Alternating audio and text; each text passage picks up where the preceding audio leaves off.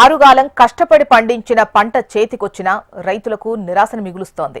ప్రభుత్వం పారదర్శకంగా రైతుల నుంచి ధాన్యం కొనుగోలు చేపడుతున్నామని బాహాటంగానే ప్రచారం చేస్తున్నప్పటికీ దిగువ స్థాయి అధికారిక సిబ్బంది రైస్ మిల్లర్ల దళారులతో కుమ్మక్కై నోట్లో మట్టి కొడుతున్నారని రైతులు ఆవేదన వ్యక్తం చేస్తున్నారు. ఈ ఏడాది పంట బాగా పండి దిగుబడి వచ్చినా సొమ్ము చేతికొచ్చే దశలో దళారుల జేబుల్లోకి వెళుతోందని రైతులు అంటున్నారు.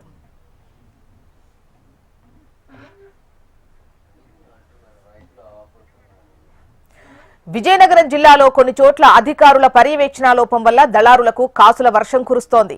దిగువ స్థాయి సిబ్బంది మిల్లర్లతో కుమ్మక్కై నిబంధనలకు విరుద్ధంగా ధాన్యం కొనుగోలు జరుగుతోందని పలువురు రైతులు ఆరోపిస్తున్నారు.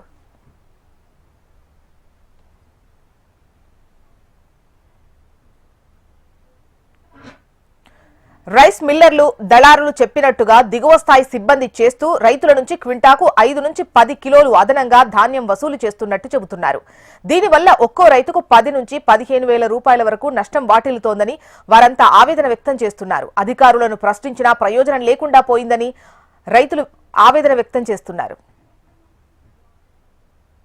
రైతైతే ఈ సంవత్సరం వరి పంట ఈ క్రాప్ చేసుకొని రైతు పంటకొని దినుసు పట్టుకొని మిల్లర్లకు వెళ్ళి సంతోషంగా ధాన్యం వస్తాయని మాకు డబ్బులు వస్తాయని ఆనందపడి వెళ్తే అయ్యా కింటాకి 6 కేజీలు 5 కేజీలు అయితే మీరు ఇక్కడ దించండి లేకపోతే మానేయండి అని వాళ్ళు ఇచ్చేయడం, మాకు తప్పని పరిస్థితిలో 5 కేజీలు 6 కేజీలు ఇచ్చి అలా అమ్మడం జరుగుతుంది. అలాగని మేము ఇచ్చిన తర్వాత అందరూ కూడా తెలియపరచడం జరుగుతుంది. అధికారులు అయితేనే రైతు భరోసా కేంద్రం అయితేనే తర్వాత సొసైటీలు అయితే అడిగితే దీనికి ఎవరు కూడా స్పందించలేదు. స్పందించే మిల్లర్లు అధికారులు అందరూ ఒకటి అయిపోయి రైతుగా కింటాకి 6 కేజీలు 5 కేజీలు ఇరిపితే రైతుకి ఎలాగ బతుకుతాడు, ఎలాగ కూలీలు కిడతాయి, ఎలాగ పాపం వాడు బతుకుతాడు అనేది మేము ఆవేదన పెడితే కనీసం రైతుని పట్టించుకున్న నాదుడు లేడు.